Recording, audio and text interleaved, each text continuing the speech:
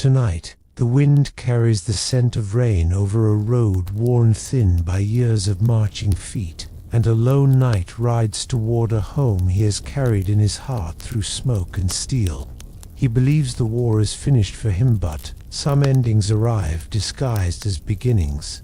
Stay with me as we step into a quiet mystery of return and recognition, of doors that open to Isoli and names spoken by those who should not know them. If you're watching from the US, as the night deepens, from Europe where dawn may be brushing the horizon, from Canada, or anywhere else the world is gently turning, take a moment now to like this story. Subscribe for more journeys like it, and leave a comment telling us where you're listening from and what time it is for you. Settle your shoulders, slow your breathing, and allow the day to soften its grip. When you're ready, let the road unfold beneath the hooves, and return with me to a place that remembers more than it should. The night rode at an unhurried pace, not from weariness alone, but from reverence. Each step closer to home felt like a page turning too quickly if urged. His armor, once bright as a morning bell, had dulled to the color of old moons, scratched by spears and scoured by rain. Beneath it, his body carried the quiet aches of distance traveled and years endured. Yet his heart beat with a careful hope, measured, patient, and almost afraid to be named. The road curved through fields that had changed their minds about him. Where once barley bent in greeting, now tall grasses whispered among themselves, unsure. Stone markers leaned as if tired of standing watch. He recognized the bend where a willow dipped its hair into the stream, though the willow had grown thicker, its roots more certain. Time had moved on without asking him, but it had not erased him, not entirely. He loosened the reins and let his horse choose the rhythm. The animal knew this way, pausing where the ground softened, stepping wide of puddles that mirrored the sky. Clouds slid like quiet thoughts overhead. The night inhaled and tasted home in the airwood smoke. Damp earth, the faint sweetness of apples stored too long in cellars. It steadied him. As dusk gathered its colors, the first rooftops appeared, low and familiar, though something in their angles felt altered. He told himself it was the trick of evening, the way shadows add stories that daylight refuses to confirm. He told himself many gentle things, because gentleness had been scarce on the road behind him. At the village edge stood the old oak gatepost, scarred with carvings children had made generations ago. His fingers brushed one mark as he passed a small shield etched by a boy who had once dreamed of being brave. He smiled, then let the smile rest. Ahead, lanterns glimmered where his hall should rise beyond the hill, warm and waiting. And yet there was a posture to the light that made him slow, a confidence that did not belong to absence. The hill rose gently, as if mindful of his approach. With each step upward, the lanterns resolved into windows many more than he remembered, their glow steady and practiced, like a house that knew how to be lived in again. His hall stood where it always had, stone shoulders set against the sky, but it carried itself differently now. The banners were not his colors, they were tasteful, restrained, chosen by someone who understood the language of power without needing to shout. He reined in and listened. The night offered a soft chorus, a door closing with familiar care, a laugh caught and lowered, the clink of crockery being set away. These were not the sounds of squatters or ruin. These were the sounds of belonging. The night felt the curious ache of arriving late to one's own life. Dismounting, he rested his palm against the stone. It was warmed by hearths and people and purpose. The hall breathed beneath his hand, alive and settled.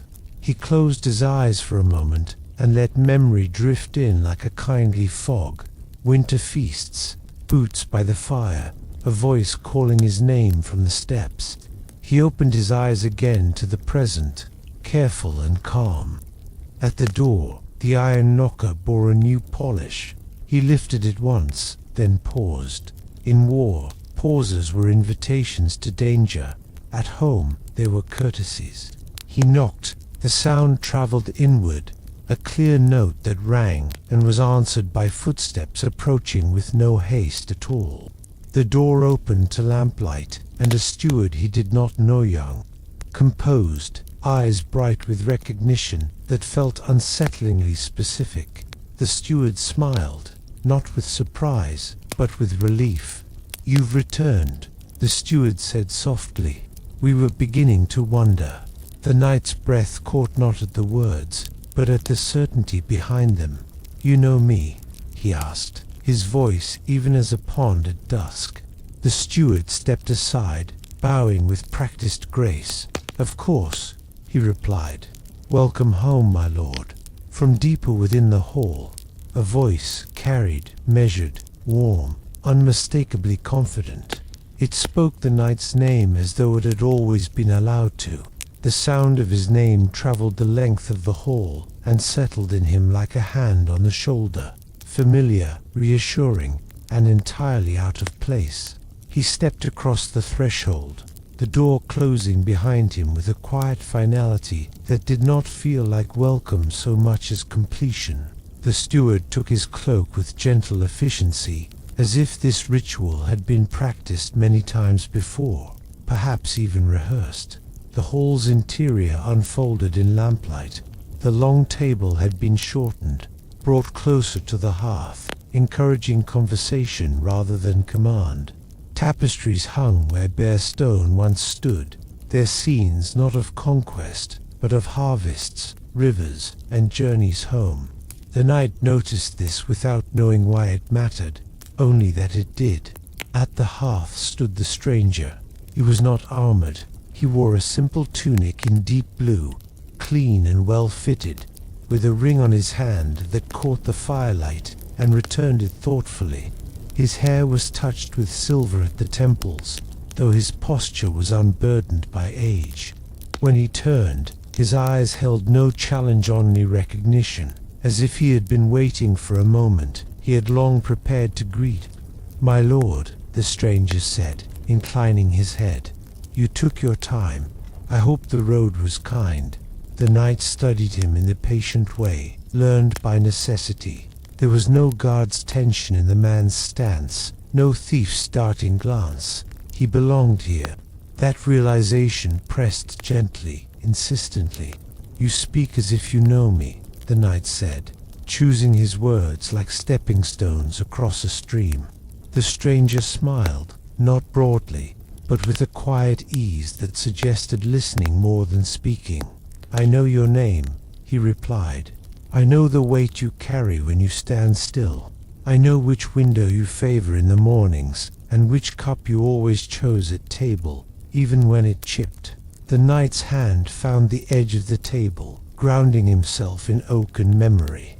These were small truths, intimate ones, the kind that slipped through years without changing. "Then you know too much," he said, not unkindly, "or just enough." The stranger answered. He gestured toward the fire. "Sit, warm yourself. We can speak plainly now. The hall has been waiting for you." The fire sighed, as if in agreement, and the knight felt the day loosen its hold. The chair the stranger indicated had always been there, broad-backed, worn smooth by habit. The knight lowered himself into it, the leather sighing in recognition. Heat from the fire seeped through his armor, finding the places that had learned to ache in silence. For a time, no one spoke. The hall allowed the pause, cradled it, as though silence were another guest invited to stay. Servants moved at the edges of the light, bringing bread and a bowl of stew that smelled of thyme and onions. The knight accepted the spoon, noticing that it was the one he favored, balanced just so. The handle nicked where it had once slipped and struck stone. He did not ask how it had been found. Some questions were better approached from the side. The stranger sat opposite him, hands folded, posture open. "I kept things as they were," he said gently. where I could. The knight tasted the stew. It was exactly as he remembered, rich, without weight, patient in its warmth. And where you could not, he asked. Change came anyway, the stranger replied. It always does. I only guided it toward kindness. The fire popped, releasing a brief spark that vanished before it reached the air. The knight watched it fade. You rule my home, he said at last. It was not an accusation. It was an observation, offered like a stone placed on a table between them. The stranger nodded. I keep it, he corrected softly. For you. That, more than anything, unsettled him. The knight leaned back, listening to the hole, its beams settling, its memories stirring. Then tell me, he said, why my people follow you, why my name opens doors to your voice. The stranger's eyes flicked toward the tapestries, the shortened table, the steady windows.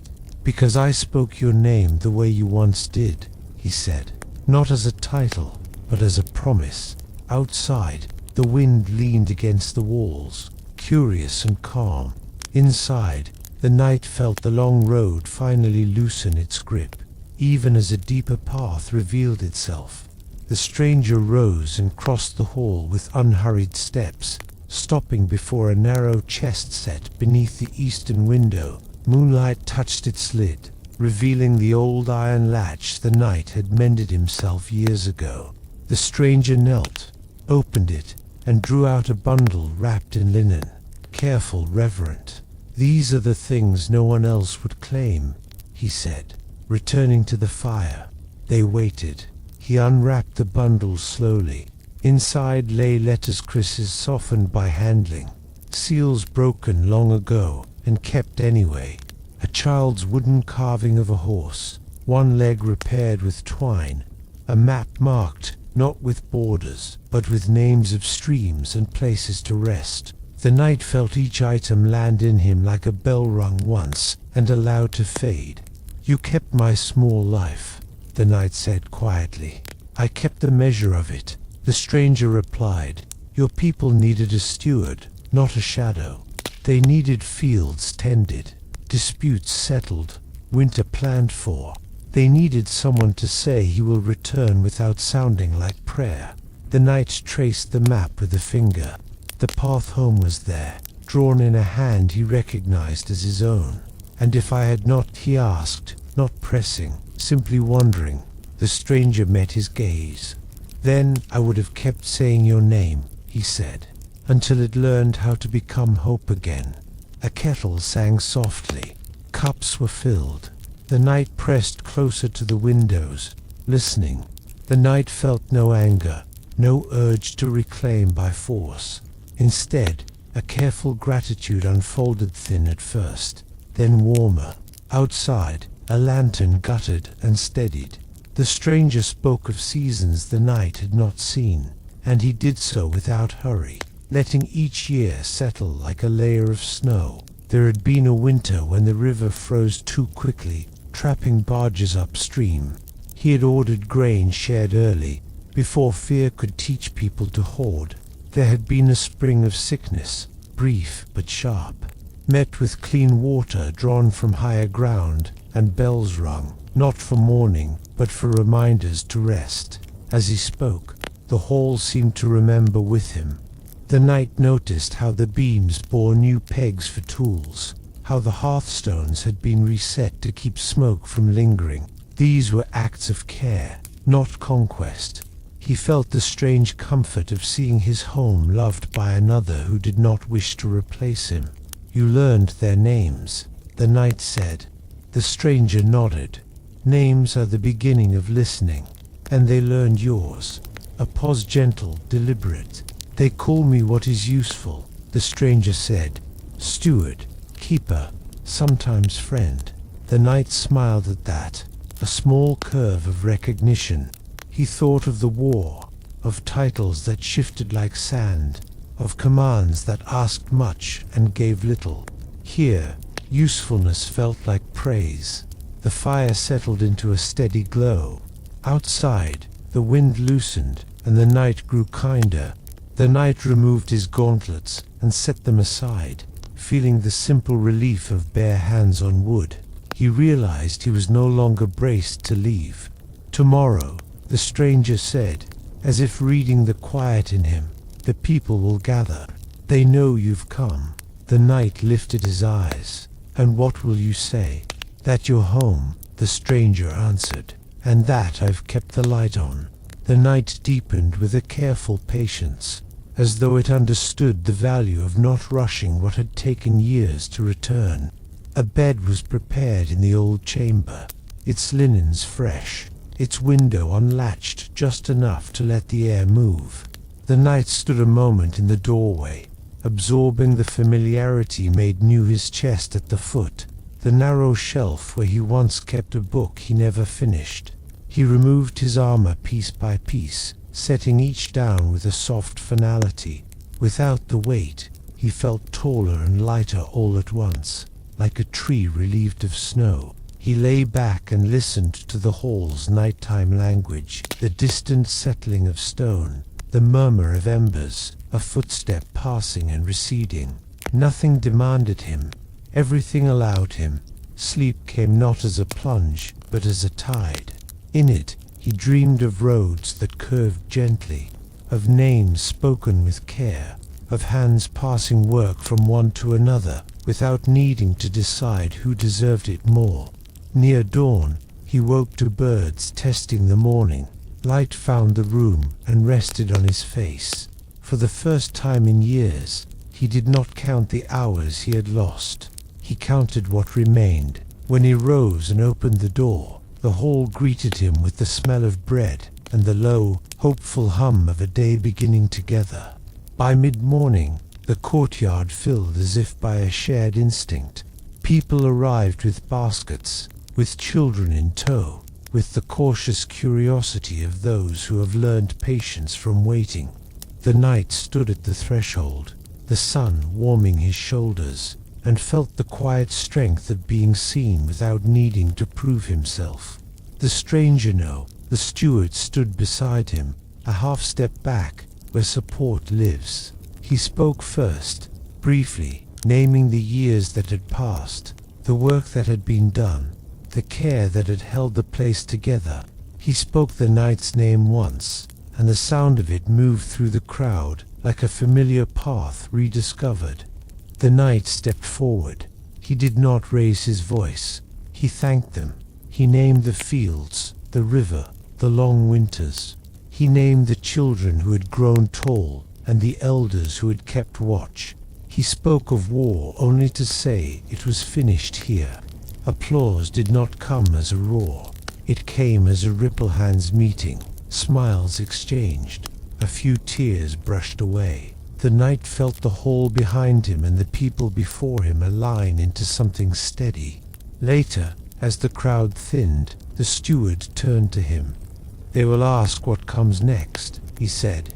The knight considered the sky, the work, the shared breath of a place alive. "We decide together," he said. The steward smiled, and for the first time, looked relieved. As the days softened into afternoon, the knight walked the grounds with the steward. They moved without ceremony, pausing where questions rose, listening where answers had already taken root. At the granary, the steward showed him new measures carved into the doorframe marks that matched the seasons rather than the demands of markets far away. At the well, the bucket had been balanced to lift easily, even for small hands. "This is your work," the knight said. Not with distance, but with acknowledgement. The steward shook his head gently. "It is ours," he replied. "I learned it by imagining what you would ask of me if you were standing there." They reached the far edge of the land, where a simple stone overlooked the road. The knight recognized it as a marker he had once placed in quiet defiance, promising return. The steward had cleared the weeds and set a bench beside it. "You kept faith," the knight said. "I kept listening," the steward answered.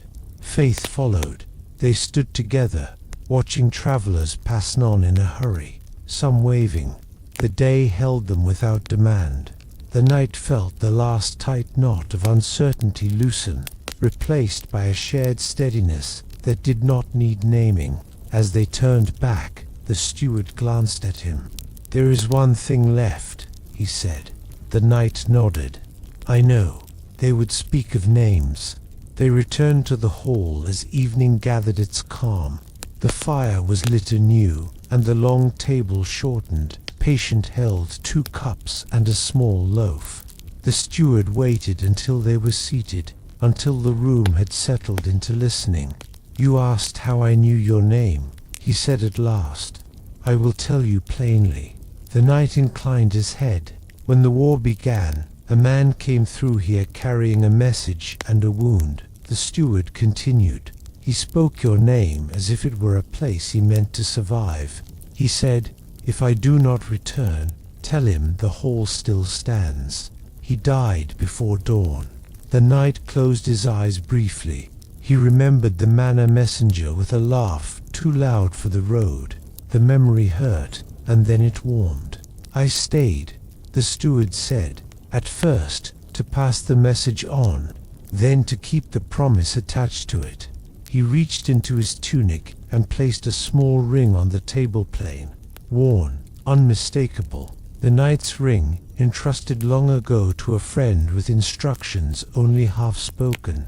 "I was to give it back when you returned," the steward said, "or to hold it until your name no longer needed guarding." The knight took the ring, feeling its familiar weight complete a circle he hadn't known was open. Outside, the knight settled gently around the hall. The name had remained because it had been carried. The knight slipped the ring back onto his finger, feeling its familiar weight anchor him in the hall, in the present, and yet, across the years that had passed. He let his gaze wander over the steward, noticing small details he had never seen before. The line of determination at the corner of his mouth, the calluses on his hands, the calm steadiness that seemed to shape the hall as much as any stone or timber. They sat in silence, letting the fire speak for them. Sparks drifted upward and vanished, leaving the smell of warm wood in the air. The knight noticed the subtle difference in the light now. It seemed gentler, more aware of the room and of him. Perhaps it was not the light, but the understanding that had settled between them, a recognition that some things, once begun, cannot be unlearned. Names spoken, promises kept, care given without claim. These were the quiet pillars of home. Outside, the wind carried faint sounds of returning animals, the rustle of leaves, the distant laughter of children. Inside, the knight felt a rhythm returning, slow and calm, like the pulse of the hall itself. There was no hurry, no demand to reclaim what had been lost. Instead, a gentle acceptance. He had returned, and home had not just survived, had been nurtured in his absence. At last, he spoke, softly, almost to himself. "You did well." The steward's eyes met his. "We did well," he corrected gently. And in that moment, the hall itself seemed to breathe with them, every beam and stone in quiet agreement. Night fell fully, stretching shadows across the hall with slow, deliberate patience. The fire had burned low, leaving embers that glowed like tiny lanterns in the hearth. The knight remained seated, his hands resting on his knees, feeling the warmth seep into him as if it were a balm for years of travel, of war, and of absence. The steward moved to the hearth and stirred the coals gently, sending a flicker of light to dance across the walls. The knight watched, noting the familiarity of the gesture, how easily the movement had become part of this home, this rhythm, this quiet life that had continued in his absence. "You may walk the hall if you wish," the steward said softly, without expectation. "It has learned to welcome you." The knight rose, moving slowly, fingers brushing the edges of the furniture, the tapestries, the worn floorboards. Each touch was a conversation, a silent acknowledgement of survival and care. The hall had spoken in small ways, mended cracks, polished stone, warm hearths, subtle rearrangements that made the space gentle, safe, and alive. He returned to his chair and exhaled, letting the day's weight release in steady streams. The steward poured 2 cups of warm tea and handed one to him. Steam curled upward, carrying the scent of herbs, smoke, and wood. The knight inhaled deeply, letting the aroma anchor him in the present. The fire's warmth a quiet companion to the steward's calm presence. For the first time in years, he allowed himself to simply be a knight, returned, a home regained, and a hall that had held him with care when he was away. Outside, the night whispered through the trees, soft and unobtrusive, echoing the calm inside. The fire crackled softly, its warmth filling the hall in gentle waves. The knight sipped his tea, savoring the simple comfort of its heat. Around him, shadows shifted, tracing familiar shapes that seemed almost alive. The curve of a chair, the grain of the wooden floor, the gentle folds of the tapestries. Each carried echoes of the past, faint but unmistakable, as if the hall itself remembered his footsteps. The steward watched quietly, giving him space to reconcile the years. "It is strange," the knight murmured, "how a place can change and remain the same. Change does not erase memory." The steward replied, "It builds upon it. Every mark, every repair, every care taken while you were gone has layered itself with intention." The knight's gaze drifted to the far window, where moonlight spilled over the courtyard. He imagined the children who had grown tall in his absence, the farmers tending fields he once walked, the voices of friends long gone now folded into memory. The hall had absorbed their lives, carried them forward, and now welcomed him, again not as master, but as part of a living, breathing rhythm. He leaned back, letting the firelight wash over him, and for the first time, he allowed himself to notice the quiet pulse of belonging. It was steady, patient, and unwavering, a gentle reminder that home was not just a place, but a living presence shaped by care, memory, and those who remained faithful to it. Outside, the wind rustled leaves in a lullaby of its own, coaxing the night towards stillness. The knight closed his eyes for a moment, listening, breathing, and feeling the weight of his journey soften with each heartbeat. The hall seemed to hold its breath as the night deepened, the fire casting its amber glow like a slow heartbeat across stone and timber. The knight walked slowly from the hearth to the window, his boots barely making a sound on the worn floorboards. Outside, the moon rested low, silver and patient, draping the courtyard in quiet light. Inside, the hall seemed to lean in, as though eager to absorb every movement, every thought, every fragment of his return. He rested his hand on a carved post, fingers tracing the familiar grooves, each nick and scratch a memory of times long past. The steward remained near the fire, quietly attending to embers, yet his presence was as much a part of the hall's listening as the stone and wood themselves. "You can speak freely here," the steward said softly. "The hall will hear, but it will not judge." The knight let a sigh escape him, a sound more like a settling of weight than speech. "I thought I knew this place," he murmured, "but it feels awake, waiting." "Yes," the steward agreed. "It has learned patience while you were gone. It has waited for the right moment." The knight's gaze wandered to the tapestries, to the long table, to the subtle marks of care that threaded through every corner. The hall had changed, but it had preserved itself, as if listening to the echo of him even when he was far away. And now, in the stillness, it seemed to lean closer, welcoming him without demand, offering a quiet understanding that stretched beyond words. The knight exhaled, letting the calm seep into his bones. Here, in this hall, surrounded by care and memory, he felt the steady pulse of home, patient, enduring, and attentive to every small return. The night stretched its calm across the hall, thick with the scent of embers and the faint perfume of herbs left to dry on the windowsill.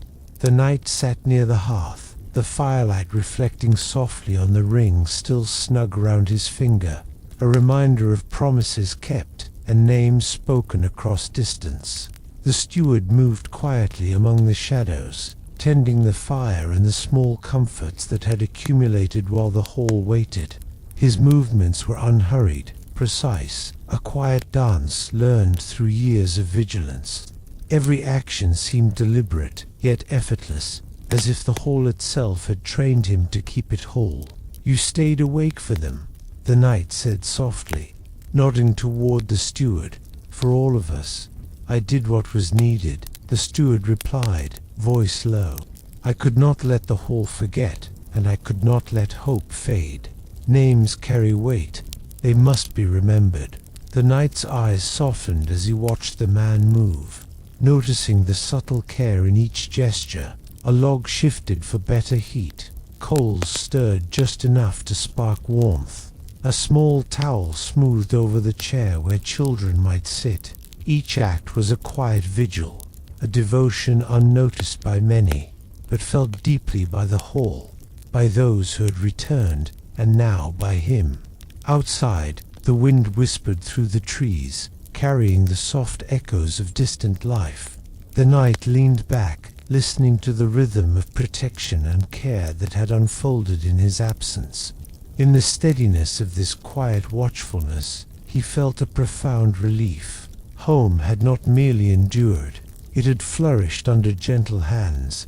The knight rose from the hearth, letting the warmth linger on his back as he moved through the hall. Each step was deliberate, each footfall softened by the worn floorboards that remembered him. Shadows flickered along the walls, cast by the fire and the slowly dimming lanterns, stretching and contracting like the hall itself breathed in rhythm with him.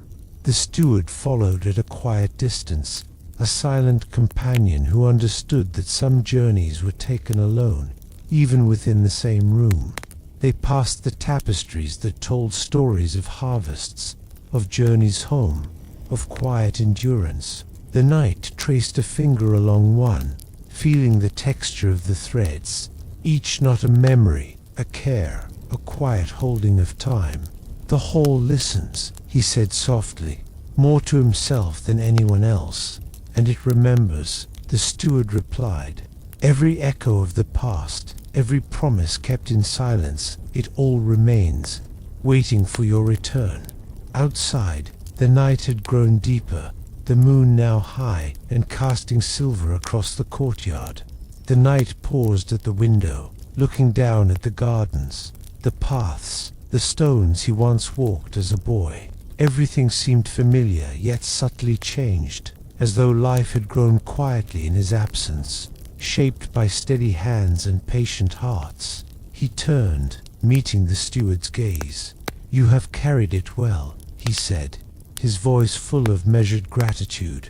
The steward inclined his head, not in pride but in quiet acknowledgement.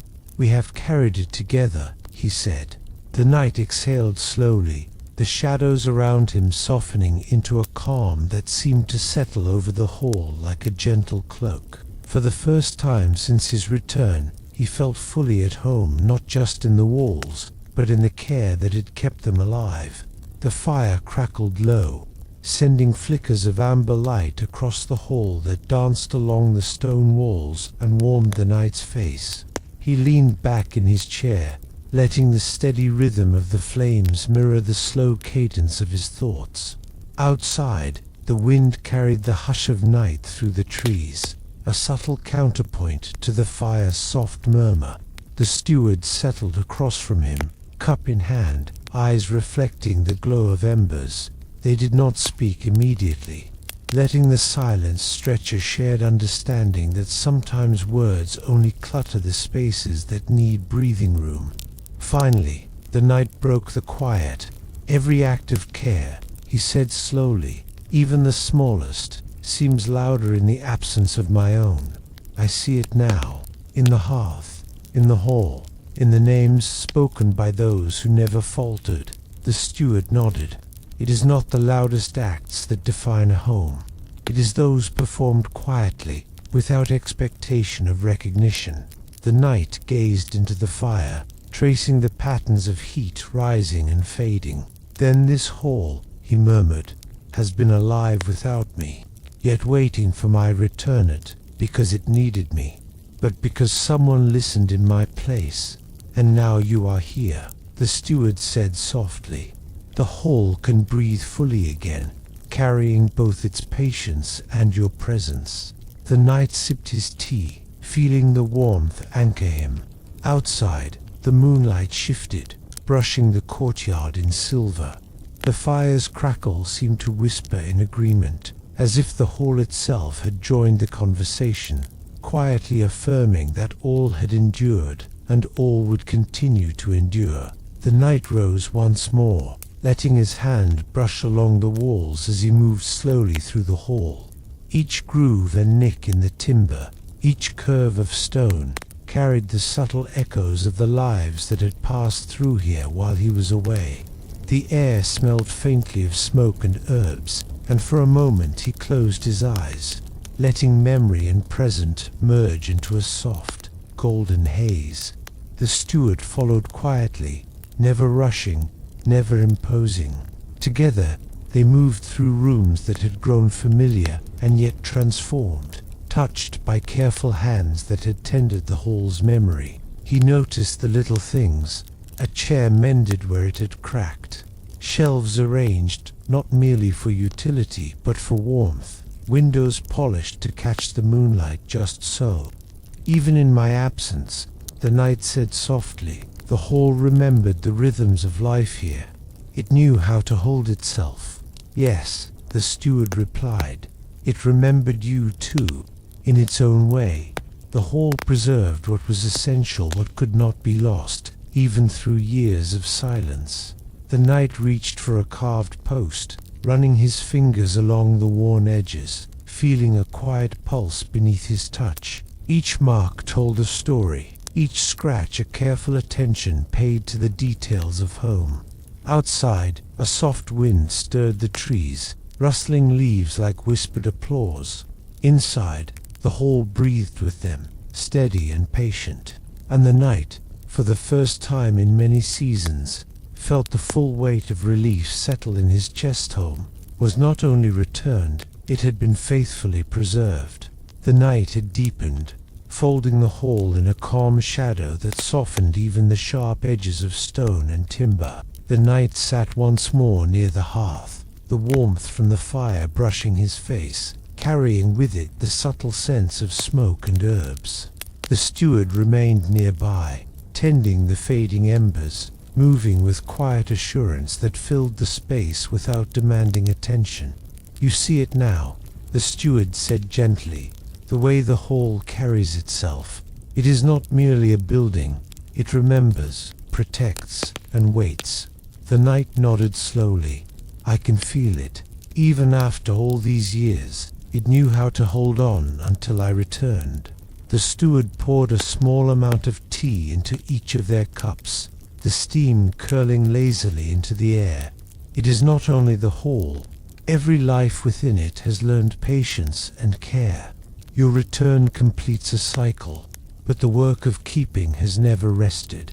The knight's gaze fell upon the ring still on his finger, the one returned with such quiet care. Its weight felt different now, heavier with meaning, lighter with relief. You have kept the name alive, he murmured, not for glory, not for recognition, but simply because it mattered. The steward smiled softly, a hint of relief in his eyes.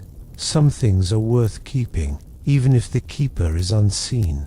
Names, promises, quiet acts of care, they endure if someone tends them. The fire crackled, small sparks drifting upward like fleeting thoughts.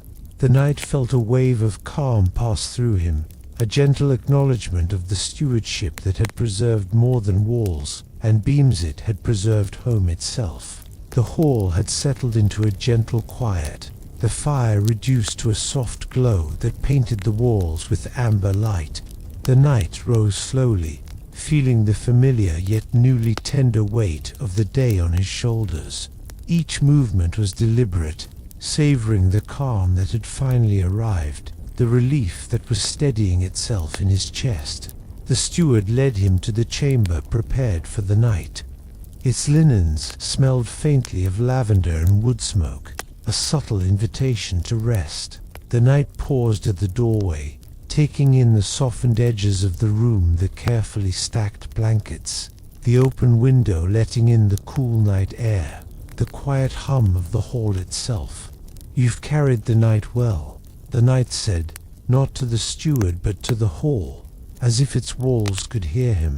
"And it has carried you," the steward replied softly, bowing his head. "Sleep now. Tomorrow will welcome you fully." The knight removed the remnants of his armor and lay back, letting the warmth of the bed and the memory of the fire seep into him.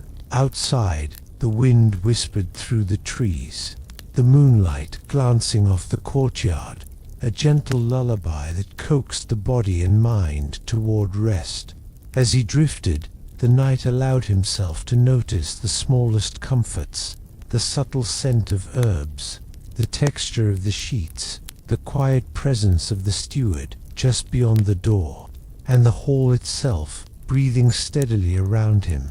He felt the tension of the long road ease, the ache of absence soften, and the gentle reassurance that home was, at last, his again. The first light of dawn seeped through the windows, soft and unhurried, brushing the hall in pale gold and silver.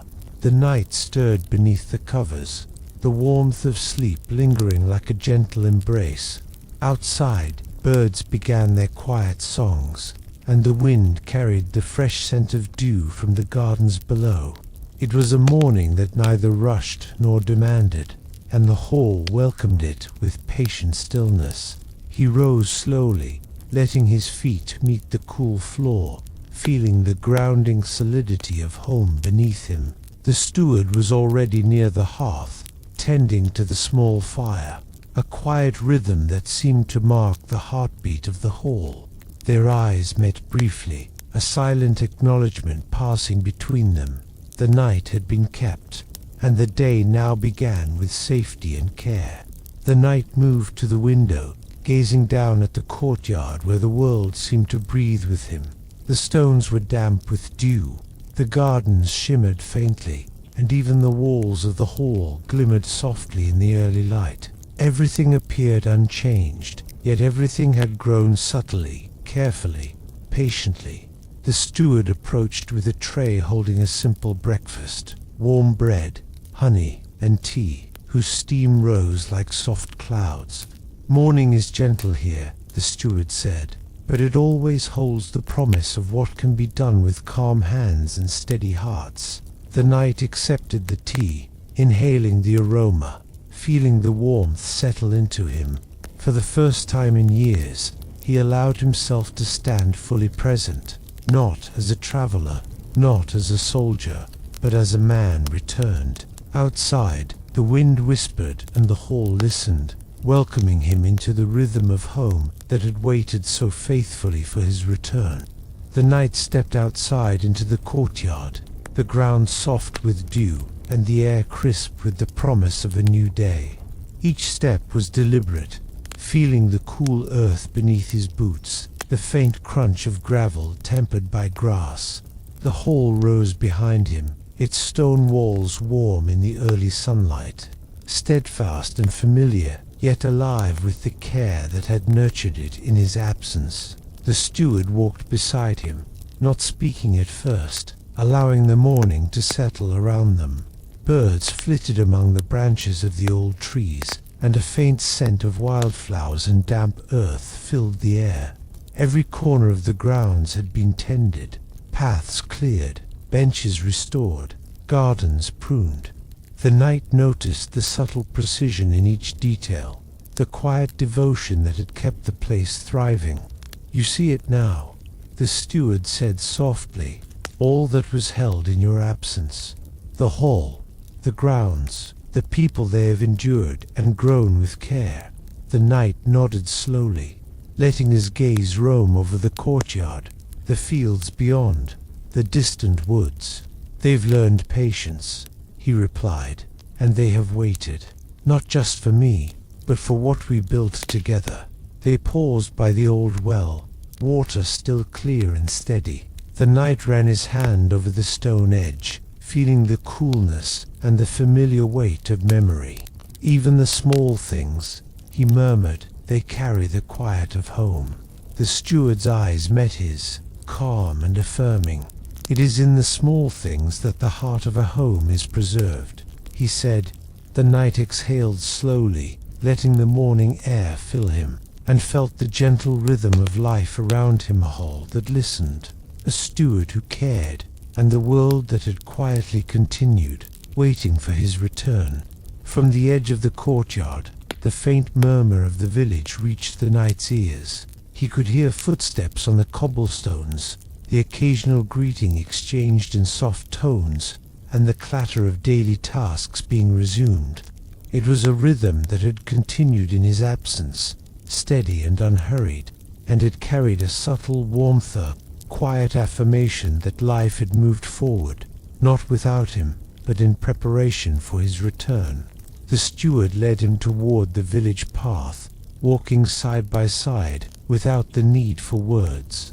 The knight noticed the familiar shapes of houses, smoke curling lazily from chimneys, gardens already tended with the care of hands that remembered what needed attention. Children ran ahead, their laughter echoing lightly, curious yet unafraid, as though sensing the return of the one whose name they had heard spoken with reverence. A baker paused at her doorway and offered a nod of recognition. The knight returned it with a gentle smile, feeling the understated acknowledgement of years that had passed, of work done, and of trust preserved. Each voice, each gesture, was a note in the quiet symphony of homecoming. "They have remembered," the knight said softly, almost to himself. "Not just my name, but the care that binds this place together." "They have," the steward replied, "and now they see you again, not as a memory, but as presence. You are part of the rhythm once more." The knight exhaled, feeling the weight of absence dissolve slightly with each step. Around him, the village stirred with gentle life, and he felt the pulse of home, steady and patient, guiding him back into the embrace of all that had waited quietly for his return. Returning to the hall, the knight lingered in the courtyard, allowing the morning light to warm his shoulders. The stone paths glistened faintly with dew, and every corner of the garden seemed carefully arranged to welcome both the eye and the spirit. He could feel the quiet work that had been done, benches polished, flowers pruned, and the air carrying the subtle scent of herbs and soil, a testament to the hands that had nurtured the space in his absence. The steward followed silently, carrying a small tray with fresh water and a cloth, attending to the simple needs that made home whole. The knight knelt briefly to inspect a patch of wildflowers, tracing the edges of petals with a gentle touch, feeling the pulse of life that had continued quietly without him. "They thrive," he said softly, looking to the steward. "All of this, it has grown because someone cared, even when I could not be here." "Yes," the steward replied, "it is the care that lasts. It is quiet, steady, and patient, the very thing that keeps a home alive." The knight stood and let his gaze sweep over the courtyard, the walls of the hall, the distant edge of the forest beyond. Every stone, every plant, every corner spoke of careful attention, of life preserved with gentleness. He inhaled deeply, letting the cool air and faint scent of earth fill him, and felt the first true calm of his return settle into him. The knight stepped back into the hall, leaving the soft light of the courtyard behind him. Inside, the air carried the warmth of the hearth and the faint aroma of herbs hanging from the beams. The fire had been tended, coals glowing gently, and the hall felt alive in its own measured way, a presence that acknowledged him without demand, welcoming him without ceremony. He walked slowly along the length of the hall, fingers brushing the wooden table, feeling the smoothness of the worn surface. Every beam, every carved edge, seemed to hum with a subtle memory, as if the hall itself had been listening and waiting. The tapestries shifted slightly in the morning light, revealing details he had never noticed before, small stitches and patches that spoke of care and preservation. The steward moved beside him, attentive yet unobtrusive. "The hall remembers everything," he said softly, "every step, every name, every quiet act of keeping, and it has preserved them." The knight replied, his voice a low murmur. "Not just the walls or the furniture, but the rhythm of home itself." They paused by the hearth, watching the fire flicker. The knight inhaled, letting the warmth fill him. He felt the weight of his absence ease further, replaced by the quiet acknowledgement that what had been held in patience had endured and had been ready for his return. Outside, the courtyard shimmered with the morning dew, and inside, the hall exhaled its calm. For the first time since his arrival, the knight felt fully enveloped in the living memory of home, steady, enduring, and quietly celebratory. As the sun climbed higher, soft footsteps echoed through the hall. The first villagers of the day approached, bringing small gifts and greetings: a basket of freshly baked bread, herbs from the garden, a simple carved token from a child. The knight received each with gentle acknowledgement, noting the careful respect in every gesture. These were not the fanfare of a triumphant return, but the quiet, steady embrace of community, the living heart of the place he had called home. The steward moved alongside him, guiding without command, letting the knight choose how to greet each visitor. The villagers spoke his name softly, reverently, yet without just recognition, the way one might greet a friend who had been away for many years. Each interaction felt like a thread being rewoven, knitting together the years of absence with the present moment. The knight took a deep breath, feeling the warmth of the hall and the steady pulse of its people. "They have preserved this place," he said quietly to the steward, "and themselves, too." "They have," the steward replied, "and now they see the living presence, not just the memory. That is the difference your return makes." The knight nodded, feeling a calm satisfaction settle over him. Outside, the wind stirred the leaves gently, carrying laughter and murmurs through the courtyard. Inside, the hall held the soft murmur of voices, each one a small act of remembrance, of welcome, and of trust restored. After the morning visitors had departed, the knight took a slow walk along the garden path that wound behind the hall. The flowers, herbs, and shrubs had been meticulously tended, each plant thriving as if it had known he would return. Dew clung to the petals, glistening like tiny jewels in the early sunlight. The air was cool and fragrant, filled with a mingling sense of soil, herbs, and distant pine from the forest beyond. The steward followed at a respectful distance, allowing the knight to move at his own pace. Every so often, the knight would pause to observe a plant, gently brushing his fingers over leaves or stems, marveling at how life had quietly persisted in his absence. The garden was more than beauty, it was evidence of care, patience, and continuity, a living testament to what it meant to keep something alive. "This path," the knight murmured, "it feels like it has remembered me, even as I was away." "And it has," the steward replied softly. "Every flower, every stone, every step has been tended in the hope that you would return." The knight breathed deeply, letting the scent of the earth fill him. He felt the tension of the long journey loosen further, replaced by the steady, gentle rhythm of the hall and garden. Each step reinforced the truth he had known, but had only now fully felt, that home had endured, that life had continued, and that care, quiet, patient, and consistent, was a force stronger than absence. The night returned to the courtyard, the sunlight now spilling fully across the stones, warming the air and casting long, soft shadows. He walked slowly, observing the subtle details that spoke of steady care. A bench repaired with careful attention, the slight tilt of a lantern polished until it gleamed, the flowers along the edges of the paths standing straighter, tended with devotion. The steward followed at a measured pace, allowing space for the night's observations. "Every corner of this hall has been guided gently," he said softly. "Even in your absence, it has continued, as though it knew you would return." The knight nodded, feeling the truth of the words settle within him. "It speaks," he murmured, "not with words, but with presence.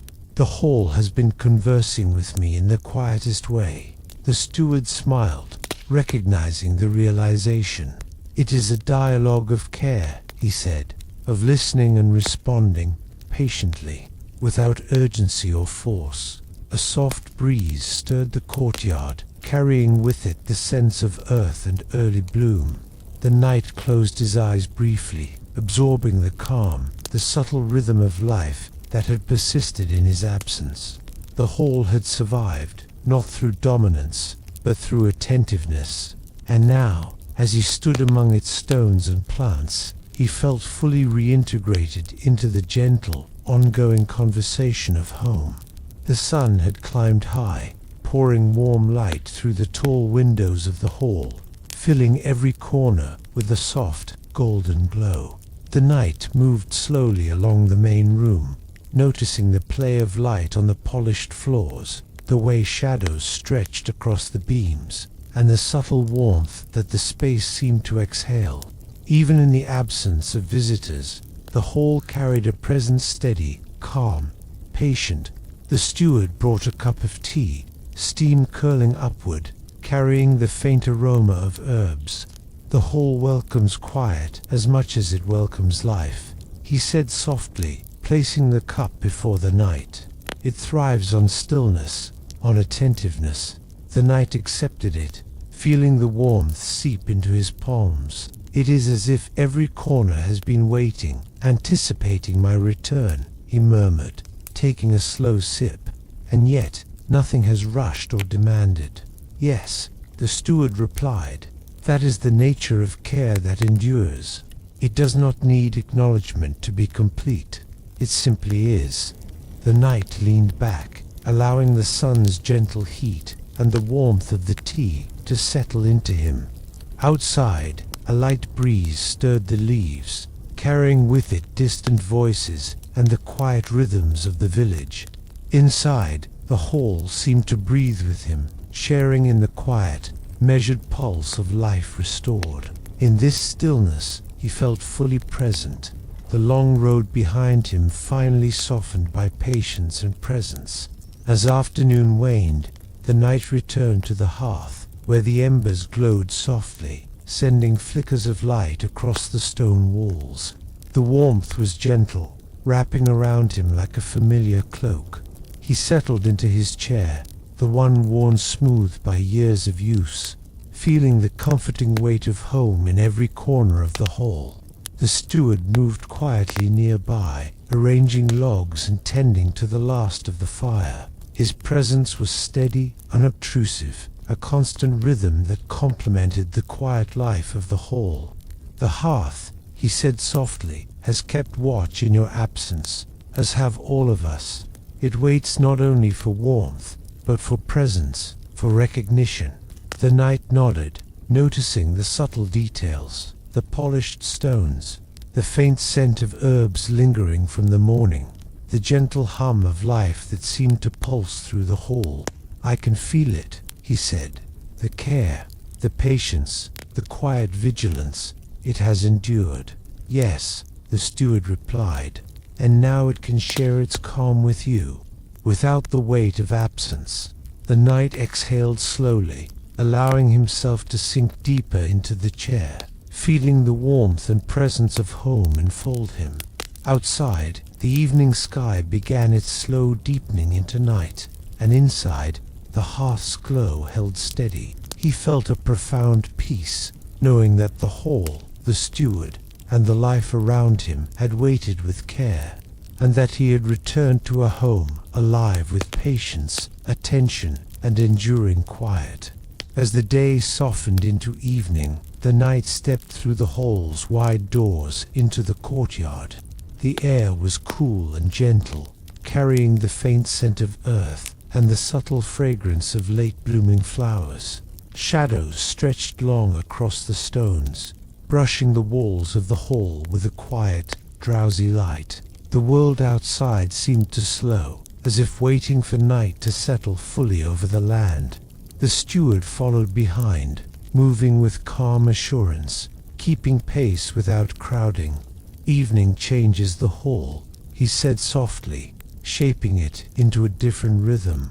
"It listens differently now, slower, more attentive to the quiet moments." The knight walked slowly along the courtyard path, feeling the dew underfoot and the gentle brush of leaves in the breeze. "It feels alive," he murmured, "and patient, as though it knows exactly how to welcome me at this hour." They paused at the edge of the garden, where the soft silhouettes of flowers and shrubs blended with the deepening shadows. The knight inhaled deeply, letting the cool air and faint fragrances fill him. For the first time since returning, he felt the weight of the day lift entirely, replaced by a serene awareness of Homet's patience, its quiet vigilance, and its enduring presence. The steward stood beside him, a soft smile on his face. "The hall has held on for you," he said, "and now, in its evening calm, it can share its rest as well." The evening deepened, and the hall's interior shifted under the soft amber glow of the firelight. Shadows stretched across the beams and stone, curling like smoke in slow, deliberate dances. The knight moved among them, noting how the light caught the edges of the furniture, the tapestries, and the polished floorboards. Every detail seemed alive, imbued with subtle attention, as if the hall itself were breathing softly around him. The steward followed silently, letting the knight take in the space at his own pace. "Light and shadow are the hall's conversation," he said softly. "They tell stories of care, of passage, of endurance." The knight paused by a tapestry depicting a harvest long past, his fingers brushing the threads with reverence. "Even the smallest things, the details we often overlook, they speak of home," he murmured. "Yes," the steward replied. "Patience and attention leave their mark, quietly shaping the rhythm of life here. They endure, even when unseen." The knight settled near the hearth once again, feeling the warmth of the fire seep into his bones. Outside, the wind whispered through the trees, stirring the night with gentle insistence. Inside, the hall's light and shadow mingled, a soft, steady pulse that mirrored the night's own calm. Here, in the quiet interplay of glow and darkness, he felt fully returned, not as a visitor, not as a soldier, but as a man embraced by the enduring presence of home. The hall had settled into the quiet rhythm of night, each creak and sigh of the timber a gentle reminder of its steady presence. The knight moved through the space slowly, bare feet pressing softly against the cool floorboards. The fire in the hearth glowed low, sending warm, flickering light that danced along the walls and across the tapestries. The hall seemed to lean in around him, attentive yet unobtrusive, a guardian of the calm he had long sought. The steward lingered near the hearth, arranging the last logs, his movements precise and patient. "Night carries its own lessons," he said softly. "It reminds us of care, of presence, and of waiting without expectation." The knight nodded, feeling the truth of the words settle deep within him. "I see that now," he murmured. "Even in absence, the hall has not forgotten, not the people, not the life it holds." He paused by a window, looking out at the courtyard where moonlight painted the stones in silver. The gentle rustle of leaves, the faint calls of night birds, and the whisper of wind over the gardens created a lullaby that seemed meant just for him. Returning to his chair, he sank into it, allowing the fire's warmth and the hall's quiet presence to envelop him. In the stillness, he felt a profound peace. Home had waited, nurtured, and endured, and now he could rest, knowing the vigilance of care and patience would continue, steady and true, long into the night.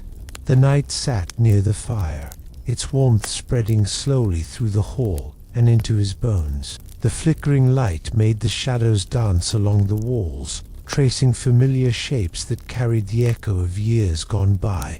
He held his cup of tea in both hands, feeling the warmth seep through his fingers, and let his thoughts drift like smoke from the hearth. The steward remained nearby, quietly attending the fire, each movement precise yet calm. "Evening gives space for reflection," he said softly. "It allows the mind to see what the day cannot fully reveal." The knight nodded, his gaze lingering on the tapestries and polished wood. "I see the care that has been taken," he said, "not only in the hall, but in every moment preserved, every action made in quiet vigilance. It is a kind of living memory, isn't it?"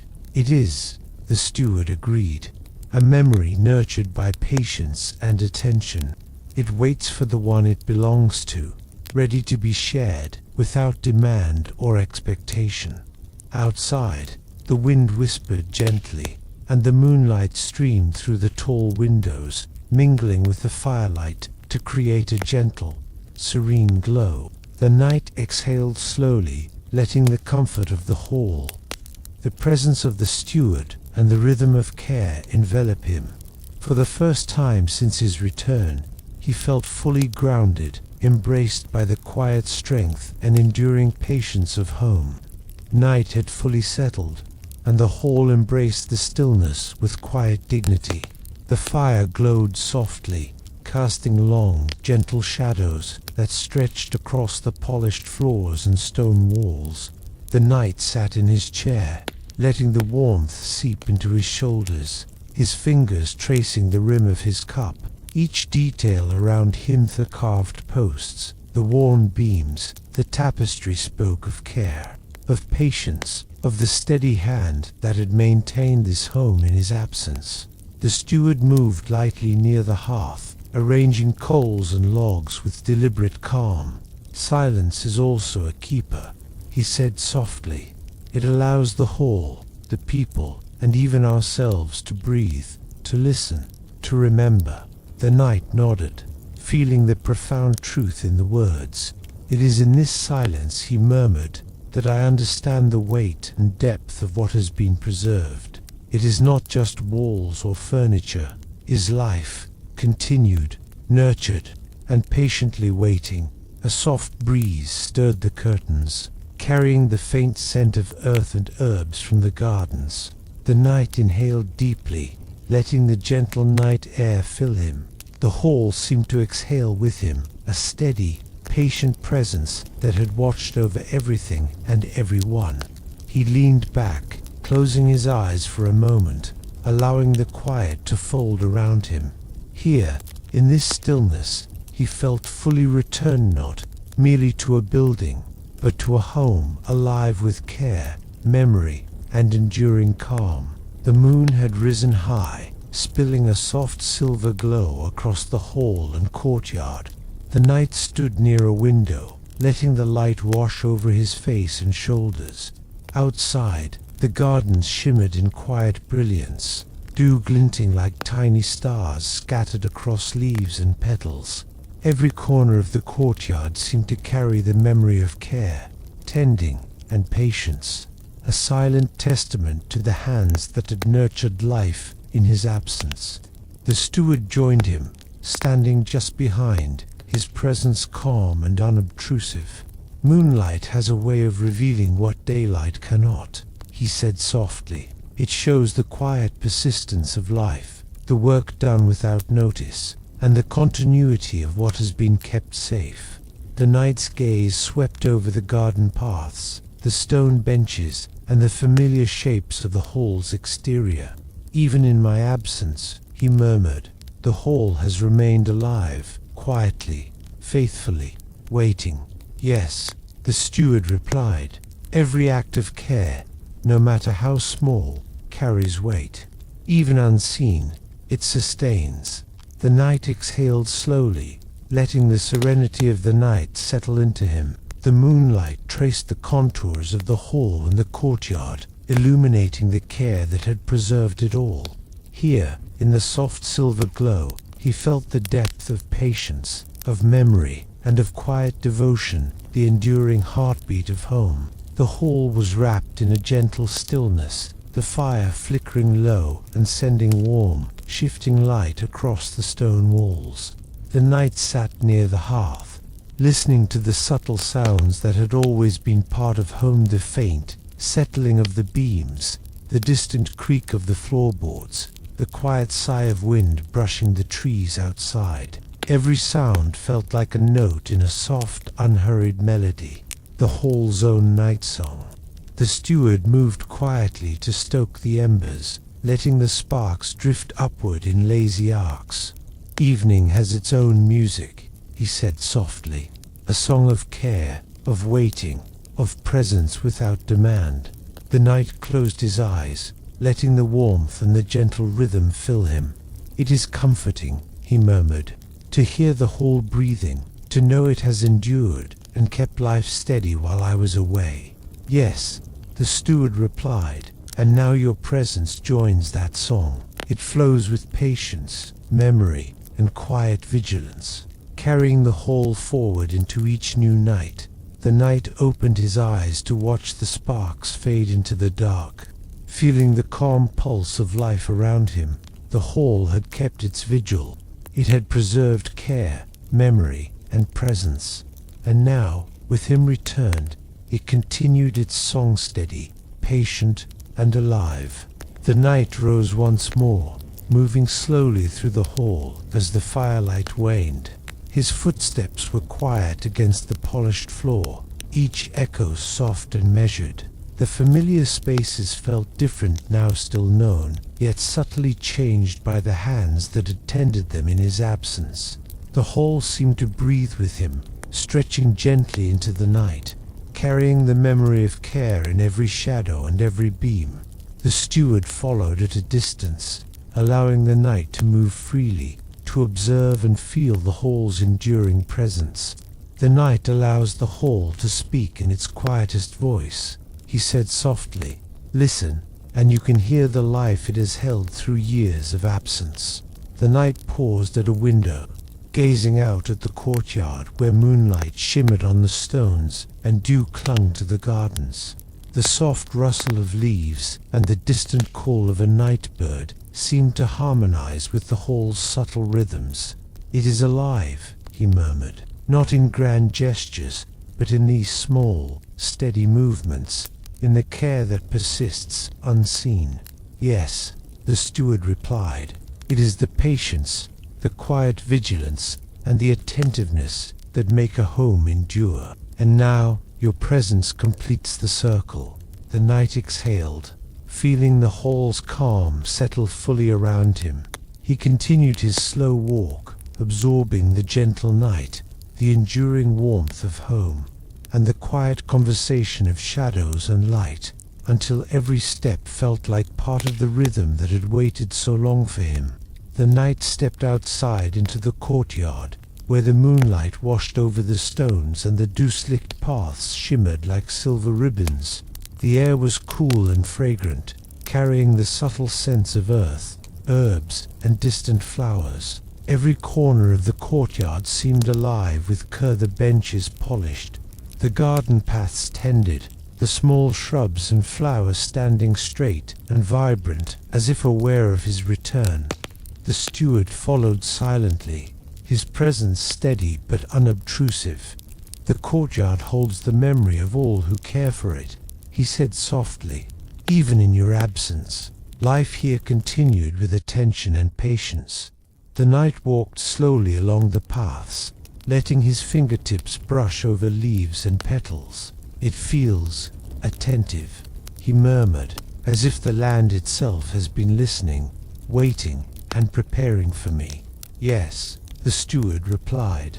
"Every small act of care, every hour of tending, has shaped this space into a living memory. The courtyard, like the hall, remembers." A gentle breeze stirred the night, rustling the trees and carrying the soft whisper of life.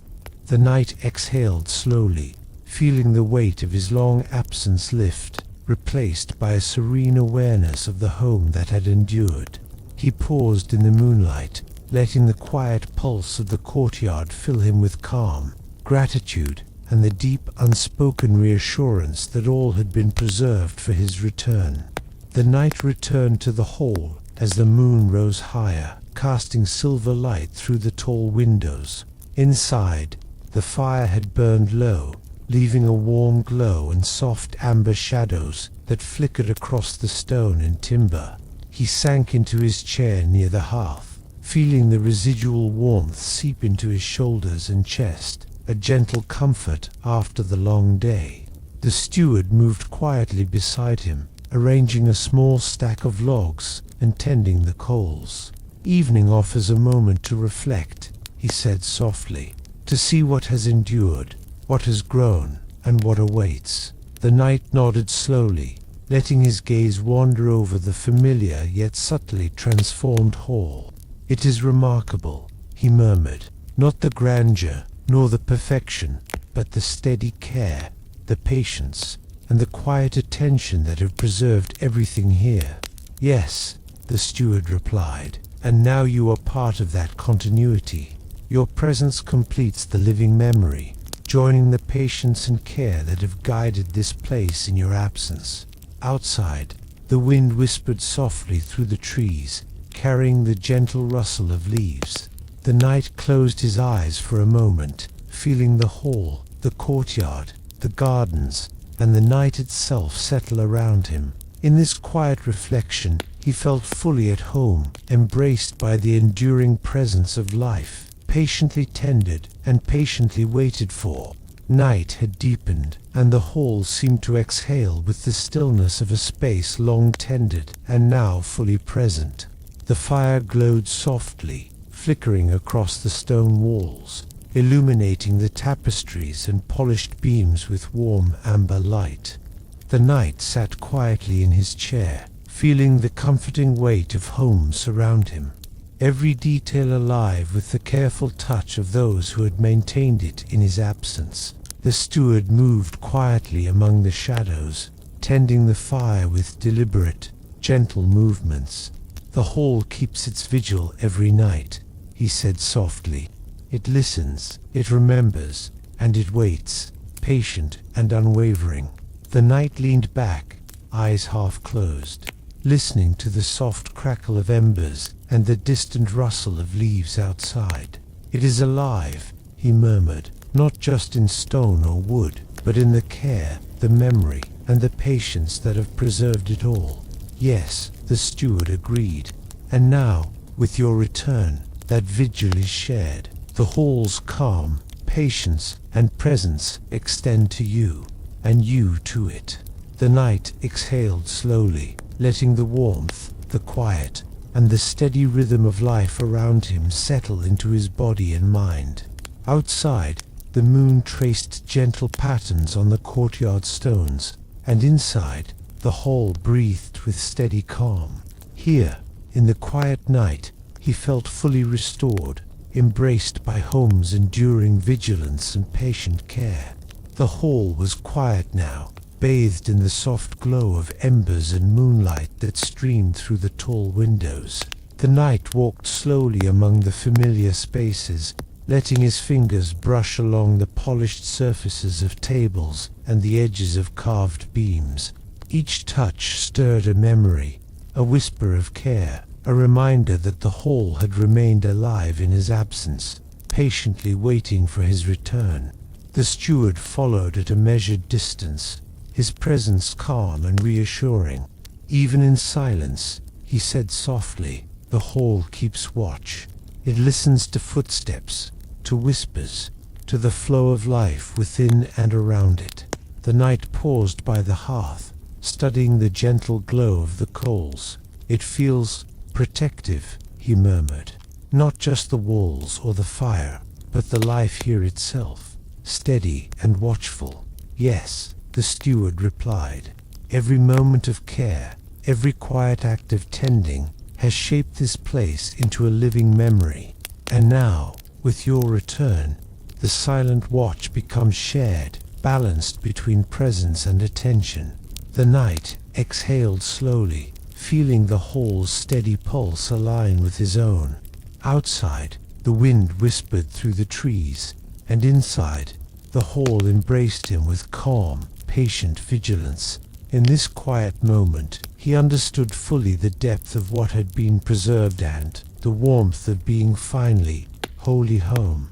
The knight stepped once more into the courtyard, the night air cool against his skin, and the moon casting silver light across the stones. Dew sparkled faintly on the grass, and the garden's flowers seemed to lean gently toward the glow, as if welcoming him back. Every path, every corner, spoke of patience and care, tended with steady hands even in his long absence. The steward walked silently beside him, a steady shadow against the moonlit courtyard. Every step you take here is remembered, he said softly. The paths, the plants, the walls, they have all held their vigil for you. The knight's fingers brushed along the smooth stone edge of a bench. It feels alive, he murmured, not in motion, but in memory and attention. Every small act has kept life here steady, ready for my return. Yes, the steward agreed. That is the quiet strength of care. It endures when left unseen, and now it can welcome you fully. A soft breeze stirred the trees, and the knight exhaled slowly, letting the serenity of the courtyard and the patient presence of the hall settle into him. The night seemed to pulse gently with life and memory, a steady rhythm of home preserved, waiting, and finally shared again. Inside the hall, the night returned to the warmth of the hearth, the fire crackling softly as the embers glowed with a gentle, amber light. Shadows flickered across the walls, stretching and contracting with the subtle rhythm of the flames.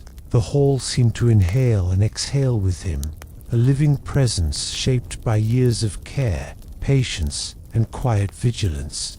The steward moved quietly nearby, tending the fire and adjusting the logs.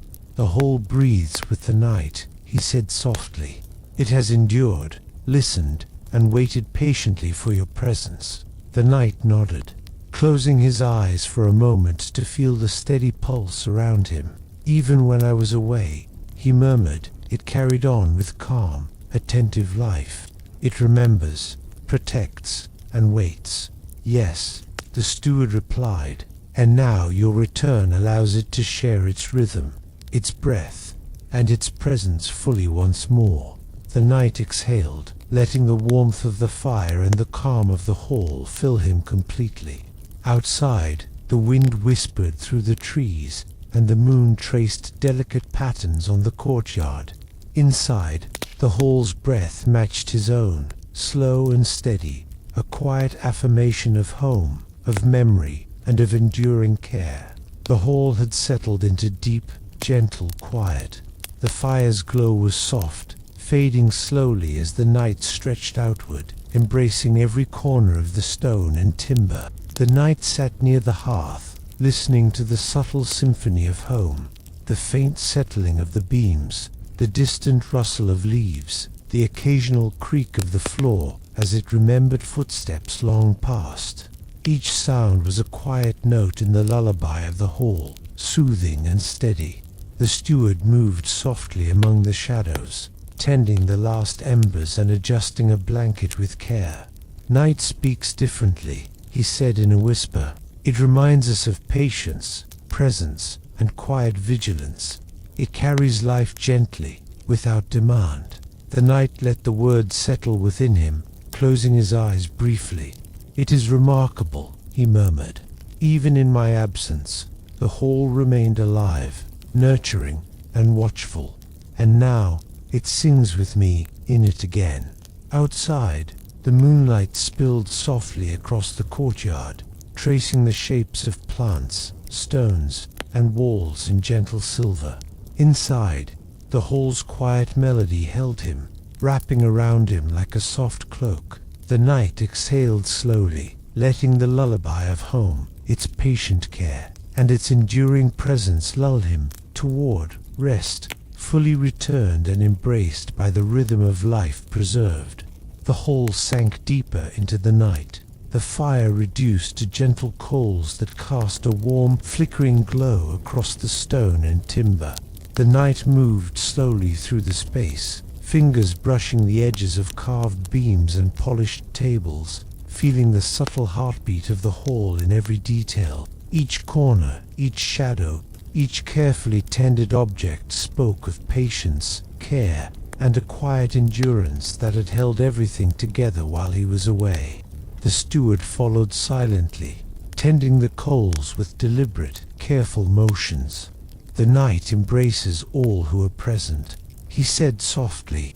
"It shelters, listens, and allows for reflection and rest."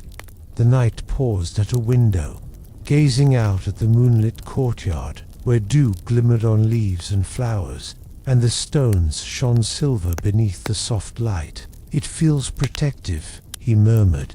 "Not only the hall, but everything it holds, the people, the life, the care waiting quietly." "Yes," the steward replied. "It is in that quiet vigilance, that gentle attention, that home endures. And now, with your return, that vigilance is shared." The night exhaled slowly, letting the warmth, stillness, and attentive presence of the hall settle around him. Outside, the wind whispered gently through the trees, and inside, the night wrapped him in calm. Here, in the embrace of the hall, he felt fully at home, nurtured and safe, ready to rest beneath the steady rhythm of life preserved. The night lingered near the hearth, where the coals glowed softly and the shadows stretched long across the walls. The hall was hushed, as though holding its breath, letting the night stretch fully before the arrival of dawn. He inhaled the warmth and quiet, feeling it seep into his bones, settling the weariness of long travel and the weight of returning to a home that had endured so much in his absence. The steward moved carefully, adjusting a blanket and tending to the fading fire. "There is a stillness that speaks most clearly just before dawn," he whispered. "It holds both reflection and anticipation, patience and calm." The night nodded, eyes half closed, letting the soft glow of the embers and the lingering scent of herbs and wood fill him. "It is as if the hall itself waits," he murmured. "It waits not for anything urgent, but simply with presence, with care." "Yes," the steward replied softly. "That is how it endures, and how it nurtures those who return to it. The stillness prepares all of us to begin again." Outside, the wind stirred gently among the trees, carrying the first faint hints of morning. The night exhaled slowly, letting the peace of the hall, the steady presence of the steward, and the gentle rhythm of life around him fill every corner of his being. In this quiet, he felt fully home, wrapped in the patience and care that had preserved it for his return. The first pale fingers of dawn crept across the hall, brushing the stone walls and polished floorboards with soft, gentle light. The night stirred, feeling the warmth of the fading fire on his back and the cool touch of morning air drifting through the open windows. Outside, the courtyard shimmered faintly with dew, each blade of grass catching the early light like a tiny star, and the garden seemed to sigh softly in welcome. The steward stood nearby, quietly arranging a tray with warm tea and bread, his movements measured and calm. "Morning always brings a quiet promise," he said softly. "It reminds us that life continues, that care endures, and that we are part of a rhythm far greater than ourselves. The knight accepted the tea, inhaling its subtle fragrance, letting the warmth fill him. "It feels alive," he murmured. "Even after all the years away, the hall, the garden, the people, they have kept the space breathing, steady, ready for me." "Yes," the steward replied. "And now, with your return, the morning is shared. You are part of its continuity, and it is part of yours."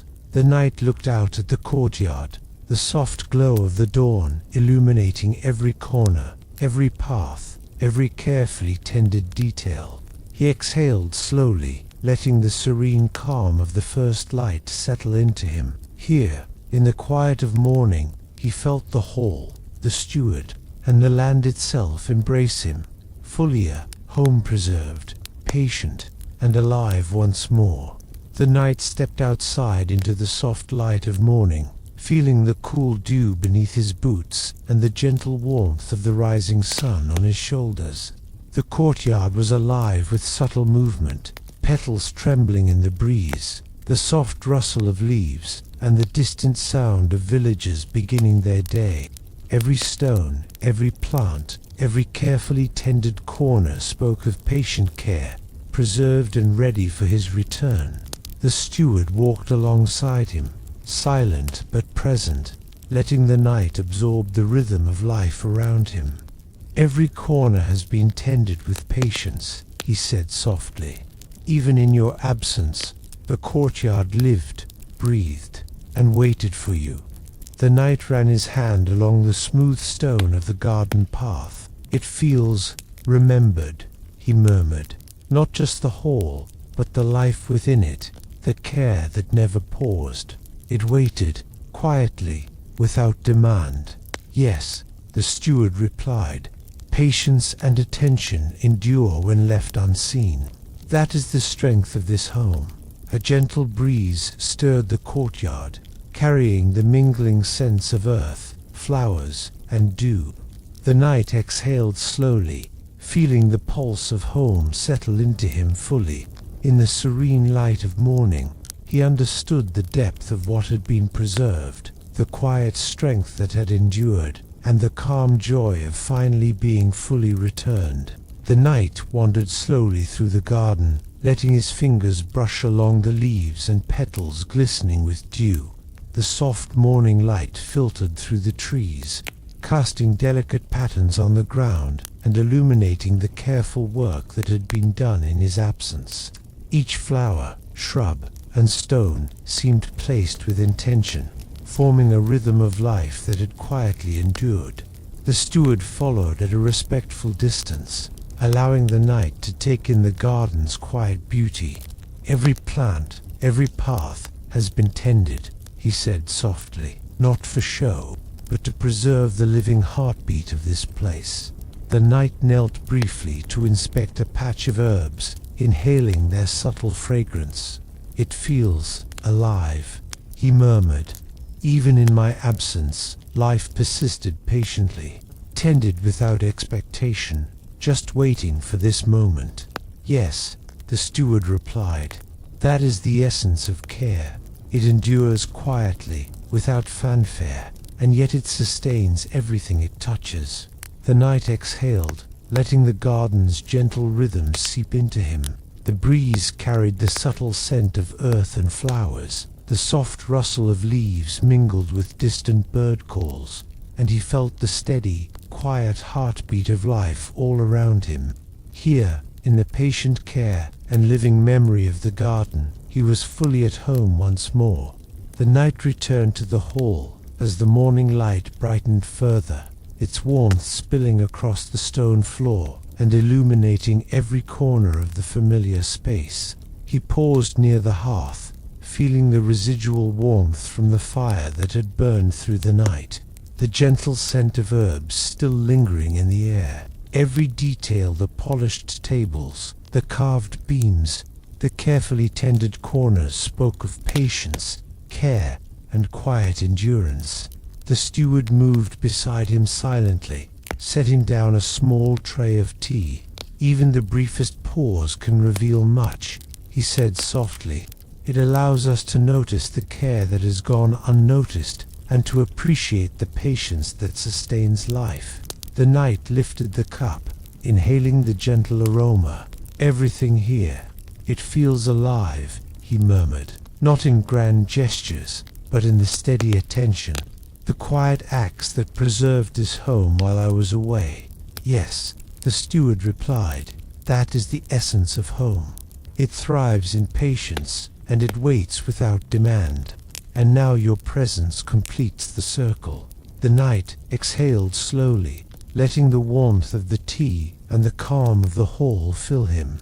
In this quiet pause, he felt fully present, embraced by the enduring rhythm of home, the steady vigilance of care, and the gentle living memory of all that had waited patiently for his return. The sun had climbed high, casting a warm, steady light across the hall and courtyard. The knight walked slowly through the hall, noting the way the beams and polished floors caught the sunlight, the subtle glow highlighting each carefully tended corner. Even the smallest details, the placement of a chair, the alignment of a rug, the gentle scent of herbs in the air, spoke of attentive care that had endured through his absence. The steward followed at a quiet distance, moving with measured steps. Midday brings a different calm, he said softly. It is steady and sustaining, a rhythm that holds life together through hours of stillness and activity alike. The knight paused by the hearth, feeling the residual warmth of the morning fire, and exhaled slowly. It feels balanced, he murmured. Everything here, every detail, every shadow, every corner, has been nurtured, preserved, and patiently waited for me. Yes, the steward replied, and now, with your presence, that balance is shared. You are part of the living rhythm of this home, as it has always been part of you. Outside, the wind stirred the trees gently, carrying the faint sounds of village life. Inside, the hall exhaled its quiet pulse, steady and calm. The knight let himself absorb the serenity, the measured rhythm, and the enduring care that surrounded him, feeling fully grounded, fully present, and fully home. The afternoon sun poured through the tall windows, painting the hall in soft, golden light. Shadows stretched lazily across the polished floors and beams, moving gently as the day progressed. The knight walked slowly among the familiar spaces, his fingers brushing the smooth edges of tables and the carved surfaces of the walls. Every detail reflected the careful, patient attention that had kept the hall alive in his absence. The steward followed quietly, his presence calm and unobtrusive. Afternoon light has its own rhythm, he said softly. It reveals what the day has nurtured and allows us to see the quiet persistence of life. The knight paused near a tapestry, tracing its threads with reverent fingers. Even the smallest things, he murmured, carry memory, care, and life. It is remarkable how home endures through patience alone. Yes, the steward agreed. And now, your presence adds to that endurance. The hall, the courtyard, the garden, they all breathe with your return. The knight exhaled slowly, letting the warmth of the sun, the gentle light, and the hall's enduring rhythm settle into him. Outside, the wind whispered through the trees, while inside, light and shadow moved together in a subtle dance. Here, surrounded by care, memory, and patient vigilance, he felt fully restored, fully present, and completely at home. The knight stepped into the garden, the sunlight warm on his shoulders and the gentle breeze stirring the leaves around him. The flowers glimmered faintly with dew that had yet to evaporate, and the paths shone softly under the golden afternoon light. Every plant, every stone, every curve of the garden seemed to carry the quiet labor of care that had tended it in his absence. The steward followed silently, allowing the knight to wander at his own pace. The garden sings in its own way, he said softly. Every leaf, every bloom, every carefully tended path hums with life, patience, and memory. The knight ran his fingers along the edge of a stone path, feeling the coolness beneath his touch. "It feels alive," he murmured, "not because it moves, but because it remembers, nurtures, and waits. Even without my presence, it endured patiently." "Yes," the steward replied, "this is the quiet strength of home. Care continues, even unseen, and it prepares the space for when you return." The knight exhaled slowly, letting the serenity of the garden, the gentle rhythm of life, and the attentive presence of the steward settle fully into him. Surrounded by patient care, living memory, and enduring beauty, he felt completely at home once more, wrapped in the soft, sustaining rhythm of a life that had waited faithfully for his return. The knight wandered back into the courtyard, where the sunlight fell warmly on the stone paths and the carefully tended plants. The gentle breeze carried the mingling scents of earth, flowers, and herbs, creating a subtle, soothing perfume that seemed to anchor him in the present moment. The courtyard's quiet beauty reflected the steady, patient care that had endured throughout his absence. The steward followed closely, silent but attentive, his calm presence a gentle support. "The courtyard holds the memory of those who tended it," he said softly. "Even when unseen, it preserves life and care, patiently awaiting your return." The knight ran his hand along the edge of a bench, feeling the smoothness of the stone beneath his fingers. "It is remarkable," he murmured, "how much life can persist quietly, waiting and preparing, without recognition or rush." "Yes," the steward replied, "that is the strength of care. It endures, it nurtures, and it waits for the right moment to be shared." The knight exhaled slowly, letting the gentle warmth, the soft light, and the courtyard's steady rhythm fill him. The air was still, carrying only whispers of wind and distant birds, and he felt fully present in the living memory of the space. Here, surrounded by patient attention and enduring calm, he was once again at home, embraced by the quiet heartbeat of life that had waited for him so faithfully. The light had softened as the afternoon waned, casting long, gentle shadows across the hall and courtyard. The knight moved slowly through the familiar spaces, feeling the warmth of the sun on the walls and the polished floors beneath his boots. Every detail, the carved beams, the carefully placed furniture, the lingering scent of herbs spoke of patient care and enduring presence, preserved quietly in his absence. The steward walked alongside him, his steps soft and measured. "Late afternoon brings a reflective calm," he said gently. "It allows us to see how patience and attention have shaped the day, how care endures beyond the eye of notice." The knight paused by the hearth, letting his gaze linger on the glow of the fading coals. "Even in my absence," he murmured, "the hall has continued with life and vigilance, waiting quietly, steadily, and fully prepared for my return." "Yes," the steward replied, "and now your presence joins that quiet endurance. Together, you and the hall share the rhythm of life, care, and memory." The knight exhaled slowly, letting the soft light, the warmth of the hall, and the subtle pulse of life around him settle into his body and mind. In this late afternoon calm, he felt fully at home, embraced by enduring care, patient attention, and the steady heartbeat of a life that had waited faithfully for him. As the sun began its slow descent, painting the hall in shades of gold and amber, the knight moved through the space with deliberate calm. The fire had dwindled to glowing embers, and the long shadows stretched across the polished floors, creating a serene interplay of light and dark. Every corner seemed to hum with the quiet presence of care, preserved through patience and steady attention. The steward moved alongside him, arranging a few logs near the hearth, and adjusting the curtains to catch the fading light. "Evening requires gentle preparation," he said softly. "It is a time to reflect on the day, to honor the care that has been given, and to allow the hall to rest." The knight paused by a window, gazing out at the courtyard where the last rays of sunlight glimmered on dew-soaked leaves and flowers. "It feels alive," he murmured. "Every path, every plant, every detail has been tended quietly, patiently, without expectation, waiting for this moment of return."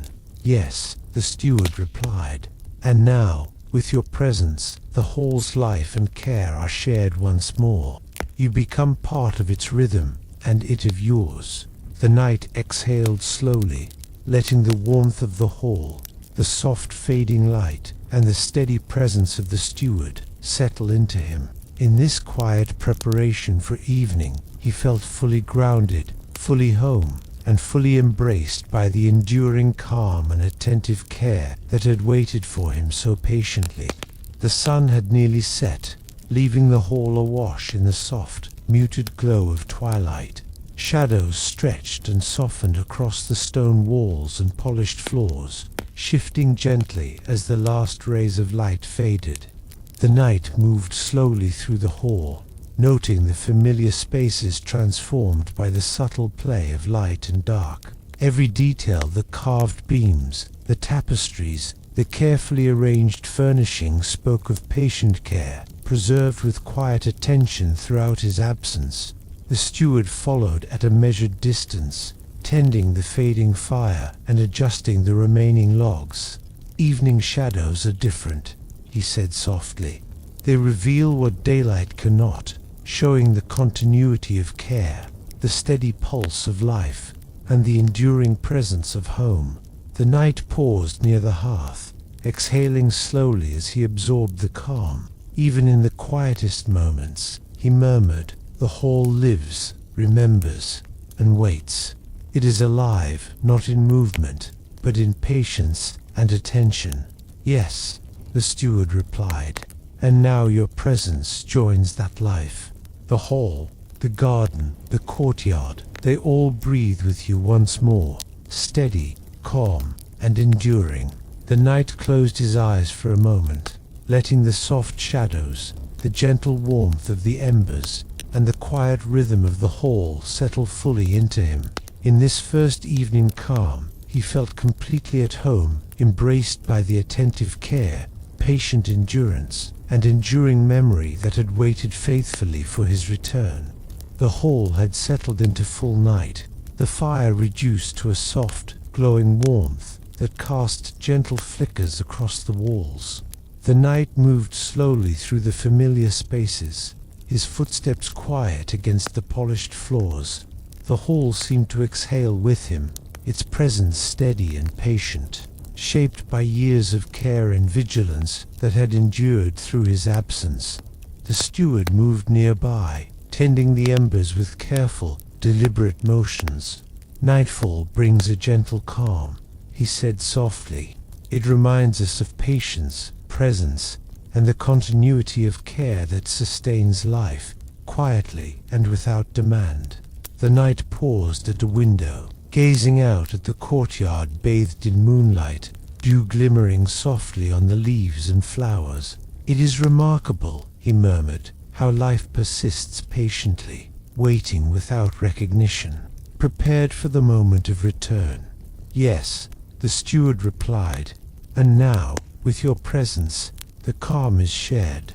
You become part of the rhythm, and the rhythm enfolds you." The knight exhaled slowly, letting the warmth of the hall, the soft glow of the embers, and the gentle pulse of life around him settle fully into his body and mind. Here, in the quiet of nightfall, he felt completely at home, embraced by enduring care, patient attention, and the living memory of a life that had waited faithfully for his return. The hall had softened into the deepest, gentlest night. The fire glowed faintly, sending a comforting warmth that filled the space without hurry or demand. The knight sat in his chair, letting the quiet pulse of the hall, The soft rustle of the night breeze through the trees, and the lingering sense of earth and herbs surround him like a protective embrace. Every detail, the polished floors, the carved beams, the tapestries, the carefully tended corners spoke of patience, care, and enduring life preserved through absence. The steward moved quietly to his side, offering a gentle nod and a soft smile. "Rest now," he said softly. "The hall has waited, it has preserved, and it will continue. You are home, and all is as it should be." The knight exhaled slowly, sinking deeper into the chair. He felt the weight of his journey lift, replaced by serenity, by the enduring calm of a home that had waited faithfully. The moonlight shimmered softly on the courtyard outside, and inside, the hall exhaled with a gentle rhythm that matched his own. Here, in this quiet, enduring space, he let himself drift fully into rest, embraced by attentive care, patient presence, and the living memory of a home that had preserved life, hope, and calm through the long years. As the night deepened, let yourself rest with him. Remember the warmth, the patience, and the gentle vigilance that surrounds us all. Thank you for sharing this journey. Don't forget to like, subscribe, and comment to let others join in the calm and wonder of this story. The night's home, and your own calm, endures. Sleep well.